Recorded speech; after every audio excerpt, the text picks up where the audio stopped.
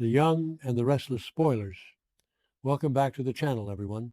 Today is a beautiful sunny day, but things are getting incredibly dark and chaotic in our favorite fictional town. Grab your coffee, settle in, and let's just dive right into the absolute madness that is Genoa City right now. So Claire Newman is suddenly finding herself stuck right in the middle of a massive family crisis. And honestly, I feel so bad for her. Victoria Newman just pulled her aside and confided in her about Nikki's deteriorating health. And we all know Nikki has been suffering from these awful, blinding headaches for weeks now.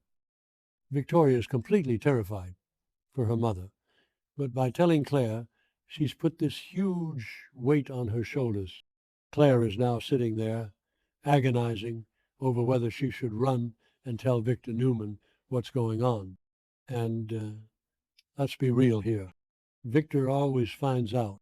He literally has spies everywhere. But Victor and Nikki are currently separated and barely speaking without biting each other's heads off, so maybe he genuinely doesn't know how bad it's gotten. Claire is in such a tough spot. If she tells Victor, Victoria might feel betrayed. If she doesn't, and Nikki collapses, Claire will blame herself. It's just a completely no-win situation for her. And speaking of Nikki, she is being so stubborn, like incredibly stubborn. She just keeps brushing off these severe symptoms, trying to blame it all on her MS. But it is clearly something much worse. Now, we are hearing that Nate Hastings is going to get pulled into this storyline.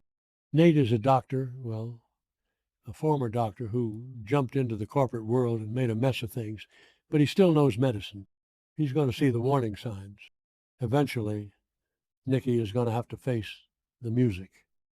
The spoilers say she will finally see a specialist and get an emergency treatment plan at the hospital. But the big question is, how long is she going to ignore this before she literally drops? Sooner or later, these symptoms are going to become completely unbearable. Why do these characters always wait until they are on the floor unconscious to get help? It is exhausting to watch sometimes. Just go to the doctor. Nikki, please. But wait, speaking of the hospital, we have some massive news about Dr. Stephanie Simmons. Stephanie just accepted the position as the new chief of staff at Genoa City Memorial Hospital. Yes, she is staying in GC long term. And this is going to be a huge problem for Audra Charles. Audra is currently gearing up for a massive confrontation with Stephanie. Why? Because apparently Stephanie is going to stumble upon a massive secret, a dark, buried secret from Los Angeles that involves Audra and Holden Novak. Remember Holden? Malcolm's secret son that Stephanie hid for years? Yeah, him. Audra and Holden apparently have some messy history in L.A., and Stephanie is going to dig it all up this summer. Audra is usually so cool and calculating, but Stephanie is a fierce, protective mother who holds all the power at the hospital now. This clash is going to be epic. I can't wait to see Audra squirm a little bit. Meanwhile, Phyllis Summers is pacing around, pondering some new information she just uncovered. We don't know exactly what it is yet, but Phyllis is always connecting the dots. Is it about her AI evidence nightmare, or is it about Diane? Because, let's remember, Phyllis and Sharon share that horrific trauma from being held hostage by Martin Laurent, and right now, Diane is missing. If Phyllis figures out that Diane's kidnapper, Dr. Lawrence Markham, might actually be Martin Laurent with a new face, she is going to lose her mind. I know Phyllis and Diane hate each other. They literally despise each other. But Phyllis knows what it's like to be trapped in a psychological hellhole. Maybe, just maybe, this new info will force Phyllis to step up and actually help her worst enemy. Okay, that sounded dramatic, but you get what I mean. Phyllis is paranoid, but she's brilliant when she wants to be, because Diane Jenkins Abbott is in serious, serious trouble right now. She is locked in that terrifying house with barred windows, completely cut off from the world. But Diane is a survivor. She is currently playing some intense mind games with Dr. Markham. She's trying to figure out a way to escape or at least signal for a rescue. She already armed herself with a letter opener, which was so badass, but Markham is gaslighting her so hard. He's telling her that she had a mental breakdown and that Jack authorized her captivity, which is so sick. But Diane is starting to push back. She's going to use every trick in the book to outsmart this guy. I just hope she doesn't push him too far and get herself hurt. This whole storyline gives me the creeps. And poor Jack Abbott, he is just desperate right now. He and Kyle are searching everywhere for Diane. But Jack has a much bigger problem. Patty Williams. Patty is completely unhinged, and she is running a sick blackmail scheme. She showed Jack that staged photo of Diane unconscious in a padded cell. And what does Patty want in exchange for Diane's location? She wants Jack to sleep with her. She literally wants to recreate the magic they had on that yacht years ago. It makes my skin crawl. Jack is trying to find new ways to approach Patty. He has to play along to gather information, but he has to be so careful. If he makes one wrong move, Patty could snap and Diane could disappear forever. Tracy is trying to help by playing her own psychological games with Patty, but Jack is walking a terrifying tightrope. Who actually believes this is going to end well? Patty is too far gone. Now let's pivot over to Matt Clark. Matt is playing a very, very dangerous game right now. Victor Newman moved Matt onto the Newman Ranch to keep an eye on him, and Victor ordered Matt to try and befriend Kane Ashby.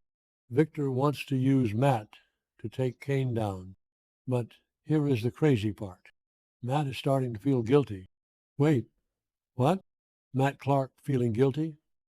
The guy who tormented Sharon and Nick for years? The guy who caused all that trauma? Maybe I'm being too harsh. Maybe this amnesia thing is real, and he actually is a changed man. Actually, no, I don't buy it. I refuse to buy it.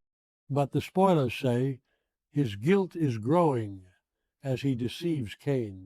Will Matt actually turn on Victor and ruin the whole revenge plot?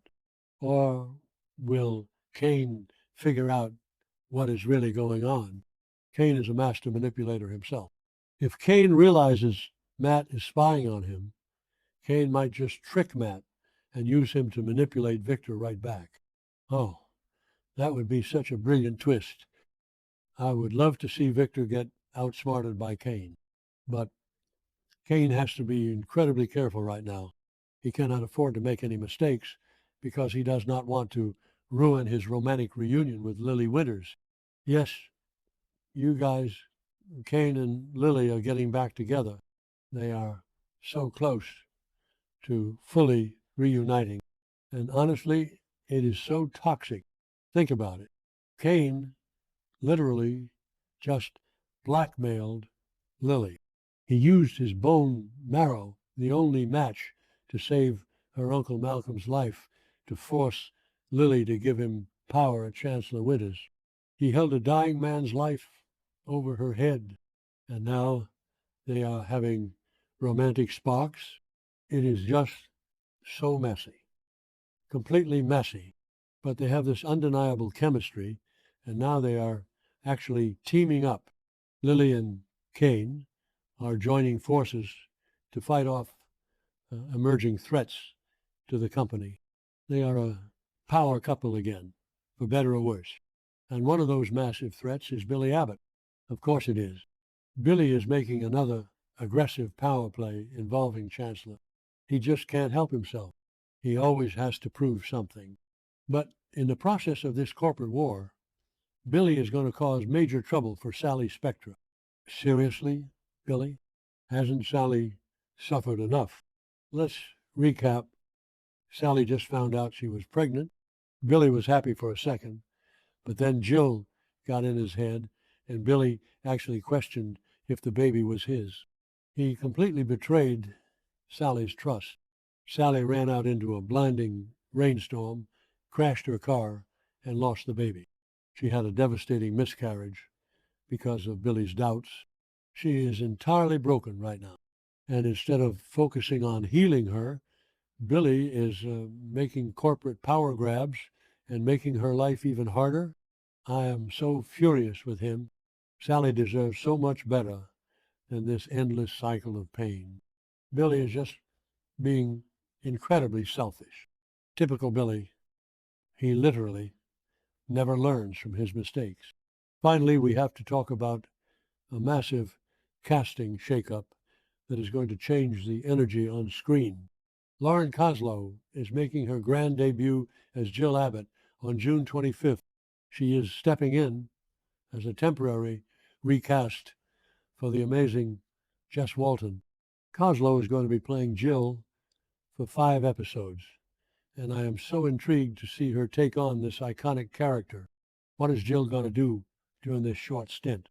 She is probably going to scream at Billy, and honestly, he deserves it. I hope she tears him apart for what he did to Sally and for this reckless Chancellor power play. It is going to be a wild 5 episodes, so definitely do not miss it. So much drama, so little time. Let me know what you guys think in the comments.